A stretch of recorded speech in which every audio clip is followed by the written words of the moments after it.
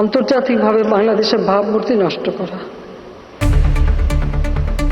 একদিকে দেশ, মামলা, গুম, গ্রেফতার, আতঙ্ক আর হাহাকার, অন্যদিকে লন্ডনের বিলাসী হলরুম, কাচের ছাদ থেকে ঝুলে থাকা ঝাড়বাতি আর রাজকীয় নাচ। এটা কোনো সিনেমার দৃশ্য না, স্বৈরাচার লীগের পলাতক নেতাদের বাস্তব রিয়েলিটি শো, যারা কিছুদিন আগেই দেশ জুড়ে আলোচনায় ছিলেন দুর্নীতি, দমন-পীড়ন, ভোট ডাকাতি এবং বিচার এড়িয়ে বিদেশে পালানোর অভিযোগে। যুক্তরাজ্যের ইন্টারকন্টিনেন্টাল হোটেলে ছেলের বিয়ের অজুহাতে জড়ো হলেন এক ঝাঁক প্রাক্তন মন্ত্রী ও বিতর্কিত রাজনৈতিক নেতা। বলা বাহুল্য, এ বিয়ে ছিল কেবলই এক ছাতার নিচে পুনর্মিলন, এ যেন দুর্নীতিতে অভিযুক্তদের রাজকীয় পুনর্মিলনী উৎসব। RICL TMX, যুগের পর যুগ স্থাপনা থাকে মজবুত। নেতা শব্দটি শুনলেই চোখের সামনে ভেসে ওঠে এক অভিভাবকের প্রতিচ্ছবি, যিনি ঝড়ঝাপটা সামলান, কর্মীদের ছায়ার মতো আগলে রাখেন, প্রয়োজন হলে ঢাল হয়ে সামনে দাঁড়ান।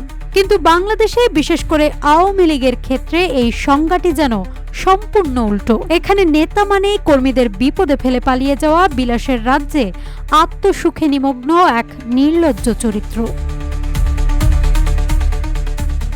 দেশের হাজারো তৃণমূল কর্মী যখন না খেয়ে জেল হুলিয়ার আতঙ্কে নিঃসঙ্গ জীবনের দিন গুনছেন, ঠিক তখনই সেই দলের নেতারা আয়েশি জীবনযাপনে ব্যস্ত।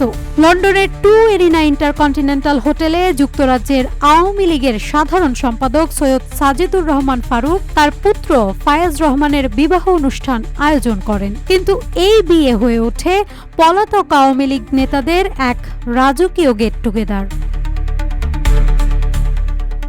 সাবেক পররাষ্ট্রমন্ত্রী হাসান মাহমুদ, সাবেক মৎস্য ও প্রাণী সম্পদ মন্ত্রী আব্দুর রহমান, সাবেক নৌপরিবহন মন্ত্রী খালিদ মাহমুদ চৌধুরী, সাবেক প্রবাসী কল্যাণ মন্ত্রী, সিলেটের প্রভাবশালী নেতা শফিকুর রহমান চৌধুরী এবং সাবেক সংসদ সদস্য হাবিবুর রহমান সবাই ছিলেন এই আনন্দ মেলায়।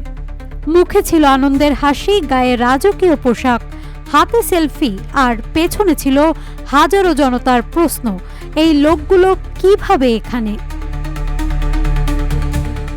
অনুষ্ঠানে তাদের মুখে ছিল না কোনো অনুশোচনা, নেই কোনো ব্যাখ্যা। কেউ বলছে ঈদ করতে এসেছি, কেউ বলছে ছেলের সঙ্গে সময় কাটাতে এসেছি।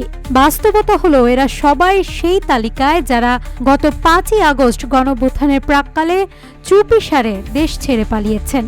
এখন যখন দেশে অবস্থানরত তৃণমূল নেতাকর্মীরা গ্রেফতার, মামলা, নিপীড়নের শিকার, তখন সেই নেতারা লন্ডনের হাওয়ায় বিলাসের পৃষ্ঠপোষকতায় দিন পার করছেন।